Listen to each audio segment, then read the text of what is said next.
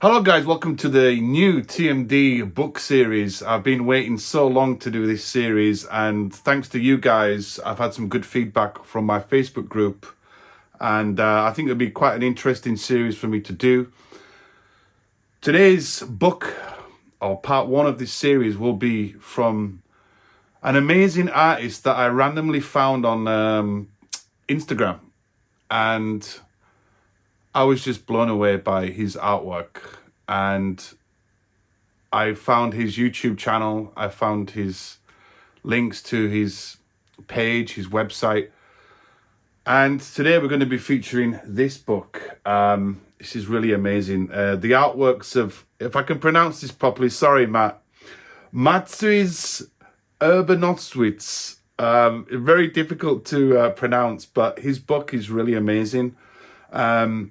This book is called Tokyo Storefronts, and it's an illustrated book that is just amazing. Obviously, when I do the review, we'll be talking about the contents and Matt, if I can call you Matt, and his personal life and what he's written in this book. But before we dive into this book, guys, I want to talk about what inspired me and why his book, Matt's book, has really injected some real motivation and inspiration for me personally, as an illustrator, to the artists around the world that are watching my YouTube.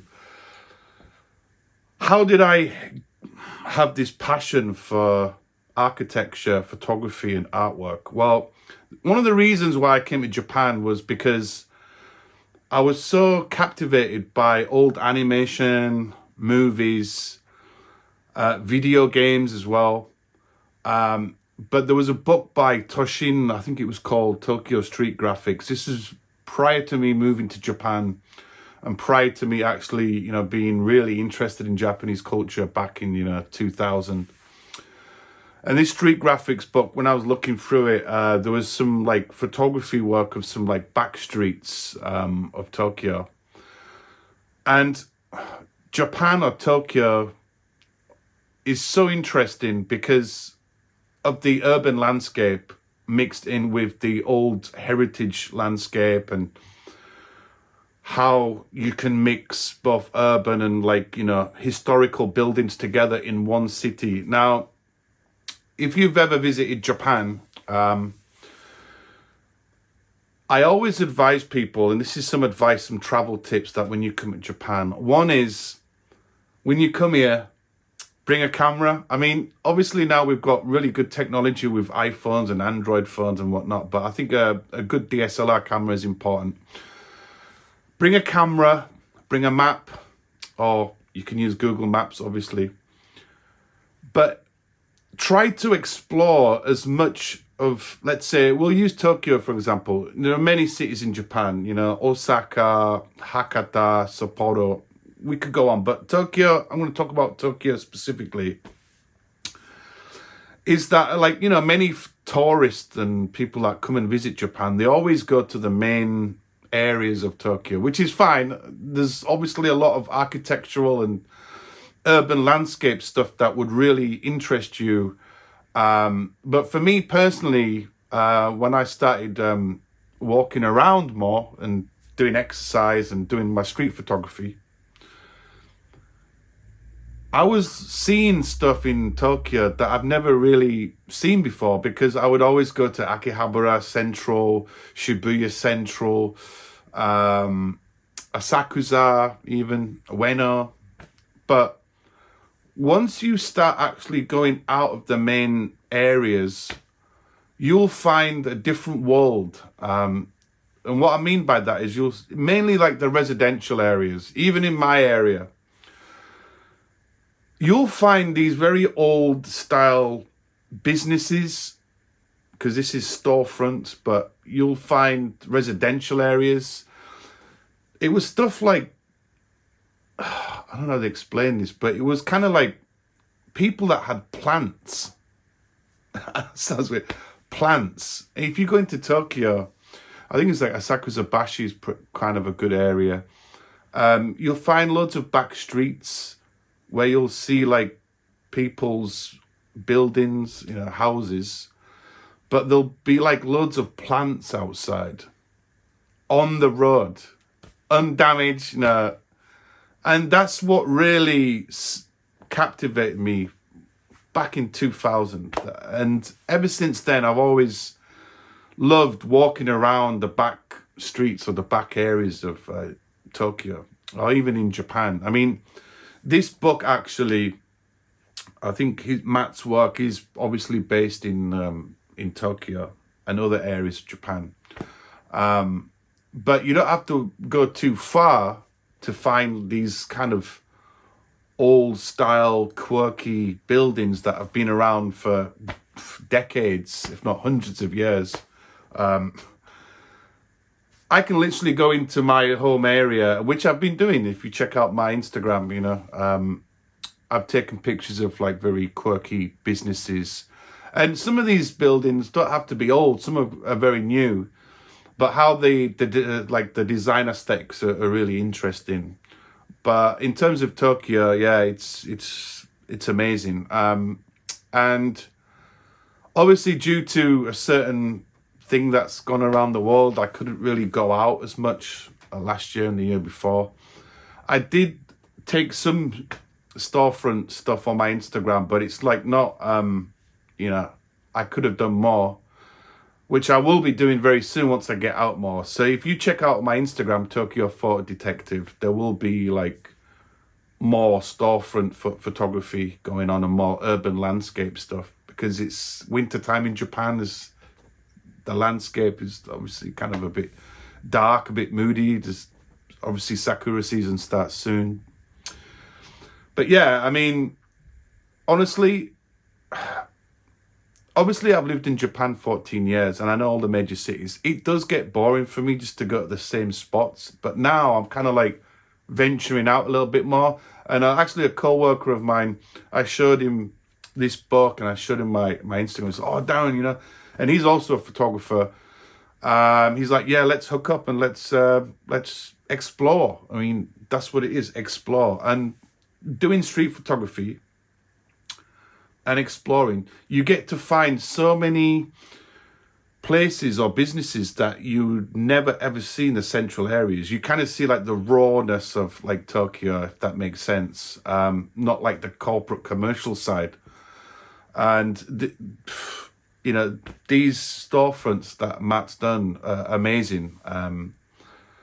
And yeah, this has really inspired me. So like I said, if you come to Japan, I mean, I'm more than willing to show people around. But this year, obviously, I'm getting fat now because it's winter time.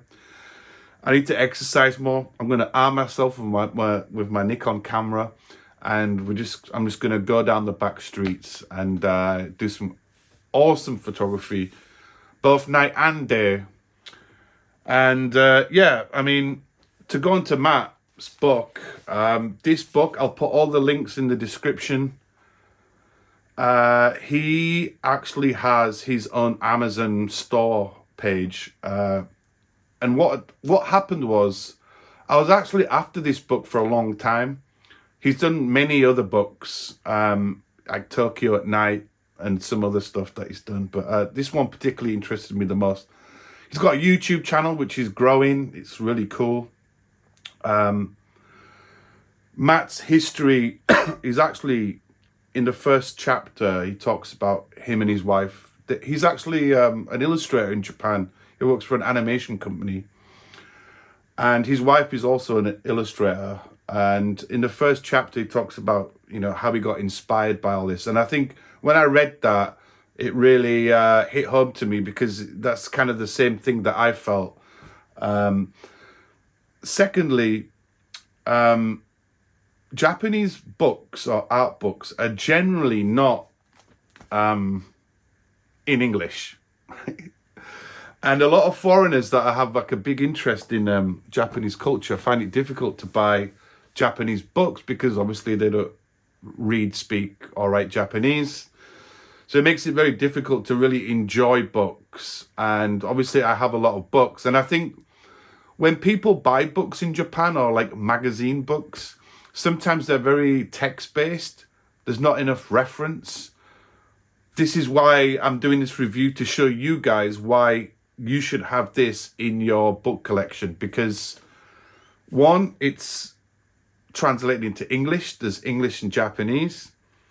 I think the price of 3,500 yen, amazing price. Obviously, we're helping him as well. It's, you know, not huge. You can put this in your bag. Just amazing, you know. The problem with a lot of Japanese books is that some are overpriced. Some I find not interesting, but the front cover's lit, right, you know. And it's like you've just wasted that money on a book that's all text-based. And I think I just want to show you guys that this book is for everybody, or speakers of the English language, you know. Matt's thinking in how he creates his brand, his channel, his merchandise, everything. He knows the market. He knows that the market, you know, it needs to have some foreigner influence. So that's why he's added English text, which is great. Thank you, Matt, so much. I hope you're going to watch my video. So without further ado, guys, let's dive in. And before we start, I'm going to be going through page by page. The first chapter is obviously about Matt himself. And then it goes into the businesses that he's covered, the storefronts, and then it goes into like equipment and the processes of how he does his artwork. But you can actually check his YouTube channel. He has such an amazing YouTube channel.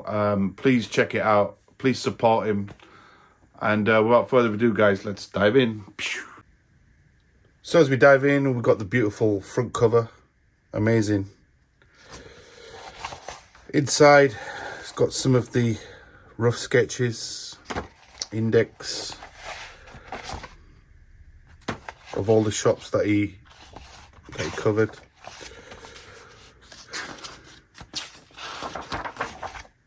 Introduction. Small Tokyo shops have something in them. When I first came to Tokyo just for a trip, we stayed in Takashi Daira, far from the popular city center, like I just mentioned, just because it was cheap. We arrived at night, so my first opportunity to really see Japan was during our morning walk, and the next day through the suburb to see Arakawa River, which is actually not that far from me. I'm not going to read it all, but just, you know, he talks about his first experience in Japan and how he got into illustration. This illustration here is him and his wife. He actually draws himself as a dog, which is pretty fun, pretty quirky. Obviously the contents page. It's really cool in this bit because he's actually, you know, showed like maps from bird's eye view, Google Maps style. Chapter 1, Jimbocho Sendagi.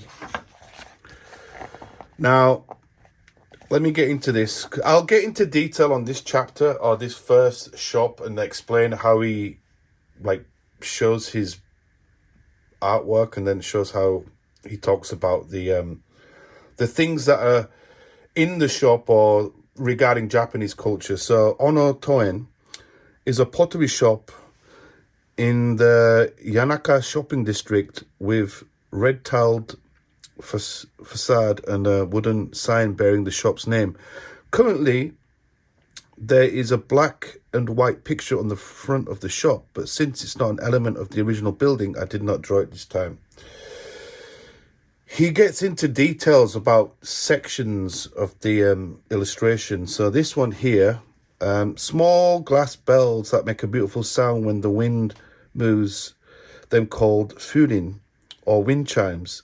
These are displayed outside the windows and the entrances of homes during summer in Japan. Yeah, they're like little glass like spheres with like a little it's just like a bell, but it's made out of glass. It's kind of interesting. I personally hate them because they really make a lot of noise, but they are decorated very beautifully.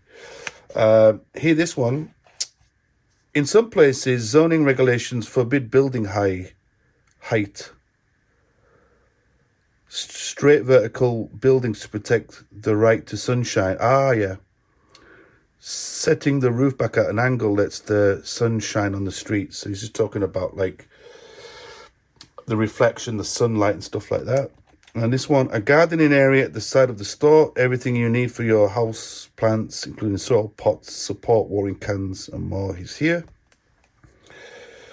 Ceramic containers for mosquito coils. The ones that are shaped like a pig are called katori buta, which means literally mosquito killing pig. The ones on the sale here had many different cute shapes. Yeah. So as you can see, he gets really into details and explains things about what the things are, because a lot of foreigners don't know this, right? So this book is not only just like an illustration book, it goes into like, you know, what things are in Japan. You know, you learn a lot from it besides the artwork. This next one, number 2, is Yamane Meat Shop. So this is like a butcher's. He talks about how he does his artwork at the end, and I'll talk to you quickly about his styling. He uses watercolor, inks, pens. He also does Procreate, which is a software art app. He does planning on that first before he jumps into the illustration sometimes. His style is very organic, very loose, but also precise. That's why I love his work. Very stylized. You can tell that this is Matt's style. Number 3, it's a sushi noike shop. As you can see, it's got beautiful vertical lines. I like the, you know, how the structure is. This is a sushi shop. Next, number 4 is Isetatsu Yanaka Hoten. Beautiful ukewe painting there. Beautiful. And it's really cool because he doesn't like overdo his work. Like some artists do pen and ink and they really get in all the details and stuff like that. But Matt's style is very simplistic, but he has a really good knowledge of color balance and, like, you know, how he, you know, complements certain colors with each other. Shade, shadow, highlights. It's really interesting. This one is really cool. Number 5 is a Kikumi Rice Cracker Shop. So I think it's a senbei shop. It's amazing. 6, Sakakibara Store. It's just kind of like a restaurant. Broom shop. Interesting. Like I told you guys on my intro video to this series about the plants being outside. It's really cool. Sometimes they have like these ceramic, I have 3 of these, like they're just big ceramic pots that a lot of Japanese people like to put small fish in them, and they have like really cool plants on top. I need to take some pictures of that. There's actually a shop in my home area that has that. It's really nice. Number 7 is Tsuruya Tailors. Looks like a tailor shop making suits and whatnot. Very quirky building. Number 8, Tempura Haji Maki. Got the nice noreen there, curtains. Beautiful. Number 9 is Seishindo Bookstore. It's like an old bookshop. Where's this located? Jimbocho. I don't know where this is. I've never heard of it, but I'm definitely gonna. Actually, I should go to where he's been and take some shots. It's a cool little thing there. As you turn, it's got like books and stuff. It's really cool.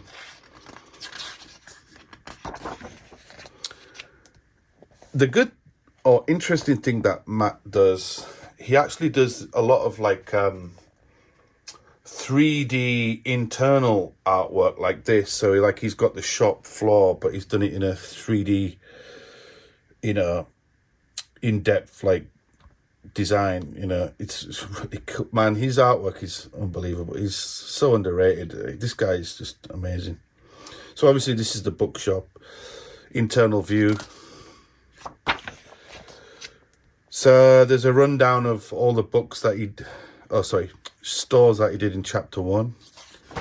Chapter 2, obviously really different part of Tokyo. So Nihonbashi Akihabara. I've just been talking about that in the intro. That was kind of cool. Like I said, in Akihabara, I go there a lot, and I started going down the back streets, and that's why, you know, this is kind of like amazing that Matt's done the same. Hokkai Bakery. Beautiful colour work here. Tones. He's got everything locked down, man. It's just so cool. Not overly complicated with the details. You know, you get the essence, the vibe. And also as well, you know, this is helping these businesses out. If you visit these businesses, you know, some of these are like restaurants or food establishments or whatever. 11, Japan US Transceiver Company Radio Garden. Is that under... I'm trying to think where that is. Yeah. So, near Tokyo Station, near the old Volk shop, you got a lot of the old electronics guys that sell electronic parts, which sadly, I think one of the most famous guys has left. The oldest business that was there. Kind of close to Radio Kakin. 12. Okashu? Linings and Button Shop.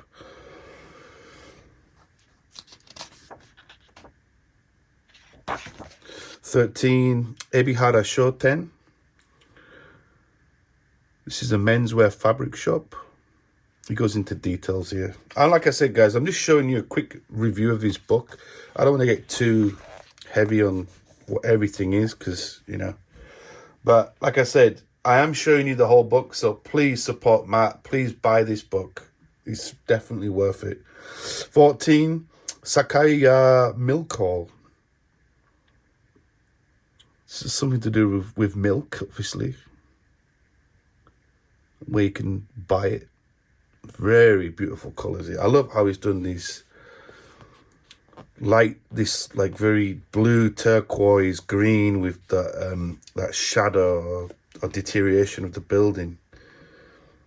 It's very beautiful. 15, Edoya, founded in 1718.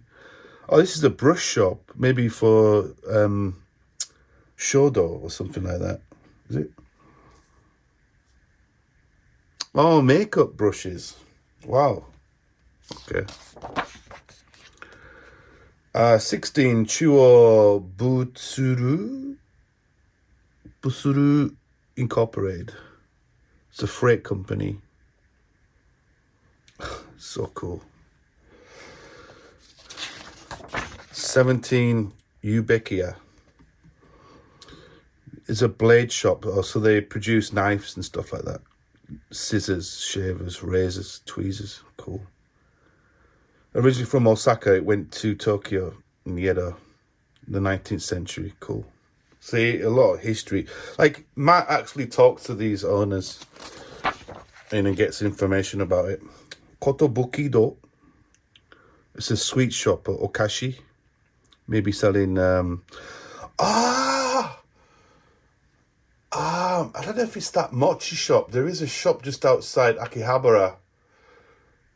From Asakusabashi. Yeah. I think I might know that shop. Maybe. There's like a small shrine there. 19, Taisho Ken. It's a Chinese restaurant. Again, goes into a lot of details here. End of chapter 2. Chapter 3, where's he going now? Kitasenju and Asakusa. This is basically near me. Like 15 minutes, 20 minutes train ride. It's my hood, Tokyo. It's on the border of Chiba and Kanto area. 20 is Okazoe Ophthalmology. What the hell's that? I can't pronounce that. I don't know what that is. It's a new word. I don't know what that is. 21. Zabuton Koizumi. Speciality shop. Japanese food, Japanese restaurant, pubs. Ah, really? Ah, yeah. So, like, there are shops in Japan that, like, do Japanese futons. They fix them, they make them, they clean them. I think this is one of these shops. I like how he's got all of this in scale and how he paints it so accurate, man. If I start doing it, which I will be doing, I'll be doing my own storefront artwork very soon. I'm going to have difficulties with it, but anyway, we'll challenge that when it comes. Kiku Yabashi Camera Corner. It's a camera shop. 23. Kanemasuya Rubber Store. Oh, it's balloons and stuff like that. Cool, man. It's like a birthday gift shop, whatever, for events. I love the gradation here. Beautiful. Simple. Clean. Umuraya. Umuraya, sorry. It's more like a new town, like food and drinks, some kind of like food establishment. See the architecture here. As you can see through different examples, it's kind of varies, but it still has those old Japanese, you know, slats or tiles and stuff like that. Which actually, from what my wife said, is that rich people back in the day, if you find a building like this, it means that they have a lot of money.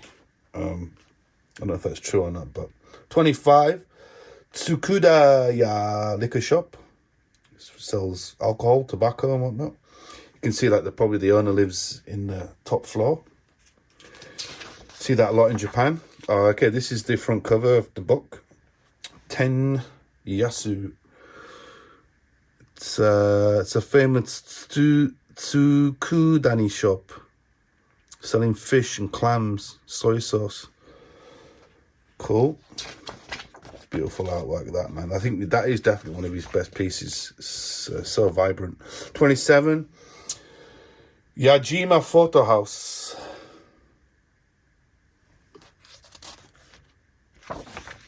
28. Do Sanko Senju Ichi Chom. In Japan, Chom is like the area of, like the postcode or whatever. This is a ramen shop on a shopping street in Kitasenju.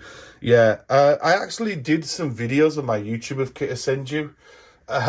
It's kind of weird because it has like, most stations are always separated from east or west or north and south.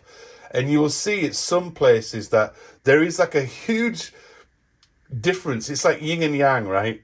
One side will be like all corporate businesses, very clean. The other side will be like really shady, like loads of host bars, dirty, grimy. You got the smell of yakiniku barbecues.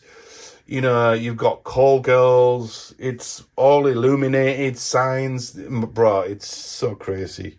And Kitasenju is like that. It is literally Blade Runner. But yeah, going back onto this is a ramen shop. Inside the ramen shop, oh yeah, I remember, he talks about this on his YouTube video. Check this out. Look at it. It's so cool. Inside the interior. And in Japan as well, you know, I love this sit down where you can see the master cooking or the staff cooking. It's like a really good vibe. I had some phone problems, but yeah, this is 29 Funaki. 30 is Kikuyamoto's. It's like a bicycle shop. A lot of these in Japan. A lot of people use bicycles. 31 Kojima Pharmacy. I love that green. Turquoise. End of that chapter 3. Into chapter 4. Shinagawa Akabane. Okay, Akabane is famous for like a lot of food spots. Shinagawa I used to catch the connection train from JR Shinagawa to like Yokosuka, Yokohama. It's very west side, very far away from me. 32, Maruzen Sia. Like a golf shop, sports shop. Oh, fountain pen shop. It's got like, that's crazy. 33, Hobiro. Chinese restaurant. 34, Seibundo front gate of Waseda University. I've been to Waseda before. Lots of graphical, like, scrolls and stuff. It's a bookstore for law students, apparently. Nakashima liquor shop, Osaki shop. Kobayashi barber shop, hair salon. Yes, actually, there's loads of cool hair salons in my area. Actually, my wife's mother owns her own salon, and her building's pretty cool. So I should do some artwork for my mother-in-law. She'd love that. Otaya butcher shop. Love these butcher shops. If you're ever in Japan, man, always go to butcher shops. They always sell the best karage, fried chicken, and other goods, yakitori. Because the meat's like legit, you know what I mean? But the best karage is from these spots. Don't get them from supermarkets. Dom, Cafe Dom. Cafe shop.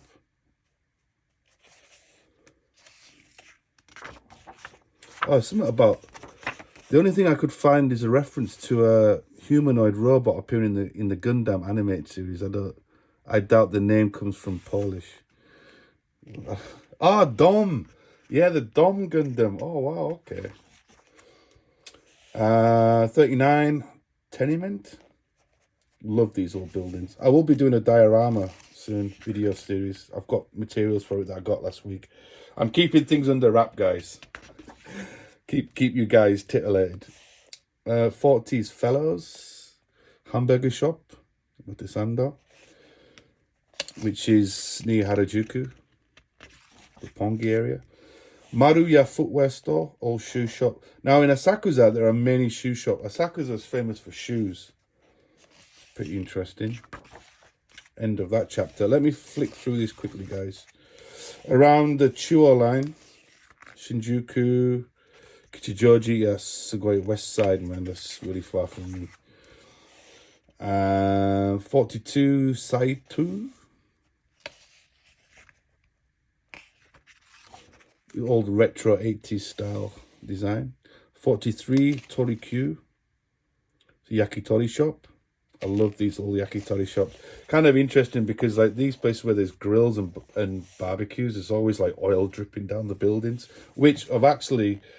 The one that used to be near my old apartment in where I live actually set alight because the fans, they got stuck because of the oil, the fat, and it created a short circuit and set the whole building on fire. Yeah, it's pretty insane. Ramen shops are the worst as well.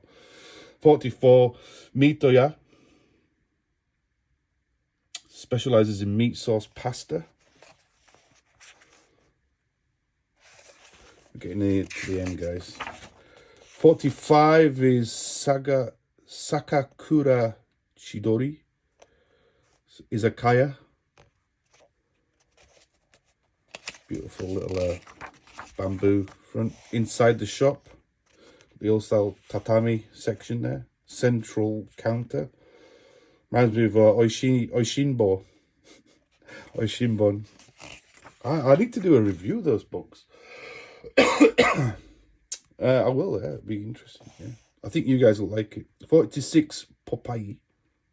Not Popeye the Sailor Man, but Popeye is a shoe repair shop. See, vertical, very narrow. I love this shit, man, it's so cool. 47, Kitchen Cuckoo. Small restaurant. 48, Ishimura Cycle and Kagurazaka Cycle. Bike shop again. Very simple design. 49, Durama. seller of sweets, okashi, and bentos. Cool. Very simple, very plain, man. It's cool. I love this style. 50, Sunny Barbershop. Show you guys that quickly. Sorry about this part, but that was end of chapter 5. I think that could be it. Right. This is really cool as well. He actually goes into his studio, man. This is crazy. Actually, his studio where he lives is beautiful. I envy him, man. If you check his YouTube out, you can see. See, he lives in Enoshima. He lives in like a very old Japanese style house. But that's his little studio there, man. It's lit. I say little, that's just one part. But that's his full studio setup there. As you can see, there's a lot of stuff there. Talks about what's in his room and stuff. I'm not going to go through everything, but important thing here is equipment. Talks about tools, paints, all the equipment you need. He's really good at like talking about different paints and palettes and companies. I think he did a video on Studio Ghibli's paint set, which you should check out. And by the way, Matt, if you're watching me, I don't know. I have yet to use my Winsor & Newton Series 7 brushes, which will be used for my artwork coming up. They're very expensive. Sables by Winsor. Anyway, inks, mass, everything, man. I don't want to go too in depth. Pencils, pens, workflow.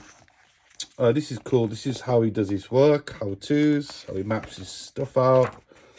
Preliminary sketches, blah, blah, blah, blah, blah. Pen and ink. I'm not going to go too much into this, but yeah, just showing you how he starts his colour work off. And afterward, gives a final speech about his book to the reader. Oh, by the way, there's comics as well. Yeah, I forgot about that. Let me read this before we cut the video off. This book contains not only shops that are still in business, but shops that have already been torn down. Okay, shops that have moved and shops that have been turned into private residences. That's really sad. For this reason, we ask that you refrain from trespassing or taking photos without permission when actually visiting these sites. Follow the rules and enjoy your tour of the delightful storefronts of Tokyo. Oh man, I can't believe he said that. That's really interesting, man. That's really interesting.